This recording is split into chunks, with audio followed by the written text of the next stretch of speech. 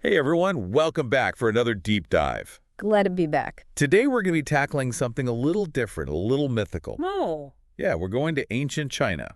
okay. I'm intrigued. Uh, Lots to explore there. Dynasties, emperors. Right, but we're going deeper than that. We're Deeper. diving into the four celestial animals of Chinese mythology. Ah, you mean the four guardians. Or the four symbols, right. I've always been fascinated by those. Exactly. So for those who might not be familiar, we're talking Azure Dragon, White Tiger, Vermillion Bird, and Black Tortoise. These guys are way more than just cool mythical beasts, though. It's true. They're deeply woven into Chinese culture, representing everything from the cardinal directions to the seasons, elements, even virtues. Yeah, it's like they're a compass for understanding the whole universe, as the ancient Chinese saw it. That's a great way to put it. They provide this framework for understanding the natural world and our place within it. All right, so let's start our journey in the east with the Azure Dragon. Ah, the Azure Dragon. Powerful symbol of spring, growth, the life-giving power of rain. Classic dragon stuff we all love. Well, it goes deeper than that. The Azure Dragon wasn't just about rain. It was believed to actually control the flow of rivers and the success of crops. Whoa, so farmers would be praying to this dragon for a good harvest. Exactly. Its movements were thought to literally shape the landscape, ensuring prosperity and abundance. That's incredible. So let's move along to the west now, where we find the white tiger. The white tiger, now there's a fascinating one. Yeah, autumn, harvest time. But also military might. That seems a bit of a strange mix. Not at all. The white tiger, associated with the metal element and the color white, embodies both. It's a powerful reminder that even in times of plenty, you need to be vigilant, ready to defend what you've worked for. So even in harvest season, you got to be ready for, what, bandits or something. Exactly. But it's also about more than just physical protection. The white tiger was seen as a guardian against evil spirits, misfortune, anything that threatened balance and harmony. Oh, I see. So there's a deeper spiritual element to it as well. Right, and this duality actually ties into a bigger concept in Chinese philosophy. Yin and yang. The balance of opposing forces. The white tiger's fierceness is balanced by its protective nature. Ah, okay. That makes a lot of sense. Yeah. So is there a yin-yang thing going on with each of these guardians then? Absolutely. Each of the four celestial animals embodies a unique balance of yin and yang energies, reflecting the interconnectedness of all things in the universe. I'm starting to see why these creatures are so much more than just mythical figures. They're like a whole philosophy unto themselves. Exactly. They're a window into a whole way of thinking, a whole way of life. So speaking of a whole way of life, let's head south now to the Vermilion Bird.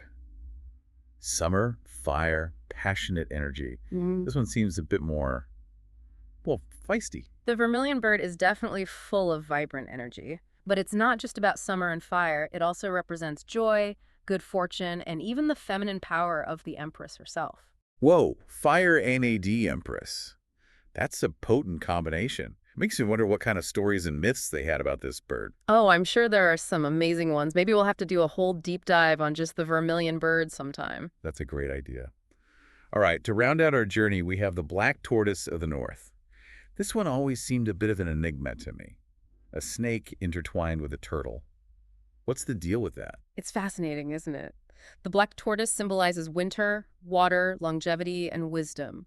Often depicted in black, its unique form, that snake and turtle combination, represents the merging of heaven and earth. It's a symbol of enduring strength, hidden potential, and wisdom that comes with age. Wow, the wise old sage of the group, huh?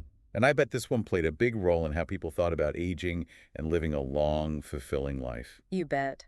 The black tortoise reminds us that wisdom and true strength often come with time and experience. I love that. All right, so we've met all four guardians now, but their story doesn't end there. These creatures are woven into Chinese culture in some pretty unexpected ways. Oh, absolutely. Take Feng Shui, for example. Feng Shui. I've heard of it, but I don't really know much about it. Isn't it about arranging your furniture in a certain way? That's part of it, but it's really all about creating balance and harmony in your living space by working with the flow of energy, or qi. And you know what? The four celestial animals play a big role in that. Really? So how does that work? Well, each animal corresponds to a cardinal direction. Azure Dragon to the east, White Tiger to the west, Vermilion Bird to the south, and Black Tortoise to the north. People would use this knowledge when designing their homes and even cities. So you're saying my apartment could have better feng shui if I rearrange things based on... Yeah, Giant mythical creatures. Okay, I'm listening. It's not about giant creatures, but about understanding the energy associated with each direction. For example, the East, associated with the Azure Dragon, is thought to be ideal for new beginnings and growth. So you might place your desk in the East to boost your career. The West, the White Tiger's domain, is all about strength and protection. So you might put a sturdy piece of furniture there to symbolize stability. Hold on, so I should move my desk. The Oh. east. I'm taking notes here. But this isn't just about furniture, is it? Exactly. It can apply to the design of entire buildings, cities, even gardens. So we've got Feng Shui, but these guys pop up in other areas too, right? Absolutely. Remember how we talked about the white tiger protecting against evil spirits? That's very much a part of Taoism and Buddhism. Right. They often appear as guardians in temples and other sacred spaces. So we've got homes, temples, and even the imperial court. It's amazing how seamlessly these mythical figures are integrated into daily life and beliefs. And we can't forget art and folklore. The four celestial animals appear in everything from ancient paintings to children's stories, keeping those ancient beliefs alive and vibrant even today. It's amazing how these symbols have endured for centuries. It really is. So let's do a quick recap for our listeners.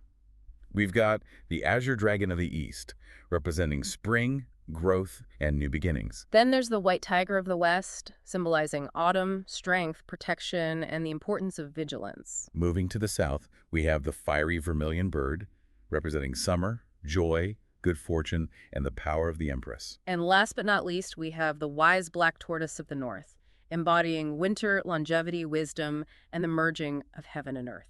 It's not just about cool creatures, but about a whole way of understanding the world. Exactly. And these symbols, while rooted in ancient traditions, still resonate today. They offer a way to think about balance in our own lives, the energies within and around us. Which brings us to our final thought-provoking question for all of you listening out there.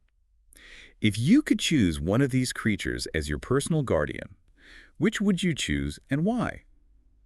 Think about what each creature embodies and what aspects you might want to cultivate in your own life. That's a great question. It really makes you think about what's important to you. Let us know your thoughts. And until next time, keep exploring the fascinating world of ancient wisdom. See you next time.